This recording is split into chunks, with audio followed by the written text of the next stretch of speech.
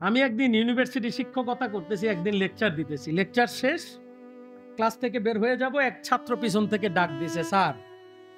আমি বললাম, কি বাবা বলেন? বলল, স্যার আপনার কাছে একটা প্রশ্ন আছে। আমি বললাম, কি প্রশ্ন? সে বলল, স্যার, বহু মানুষ আল্লাহ রাসূলের দিদার পায় বা আল্লাহ রাসূলকে পায়, খুঁজে পায়, তার সন্তুষ্টি অর্জন করতে পারে কিভাবে?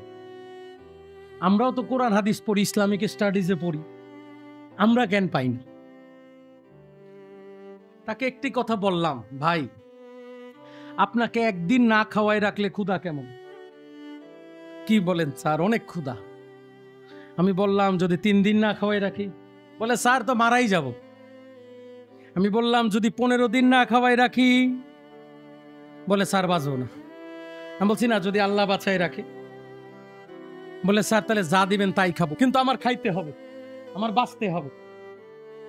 আমি বললাম, যেই দিন আপনি আপনার ভিতরে আল্লাহকে পাওয়ার জন্যে 15 দিন ক্ষুধার্ত ব্যক্তির মতো নিজের ভিতরে মালিককে পাওয়ার জন্যে নিজের ভিতরে 15 দিন ক্ষুধার্ত ব্যক্তির মতো ক্ষুধা অনুভব করতে পারবেন, দেখবেন আল্লাহ আপনার সামনে দাঁড়ায় আছে।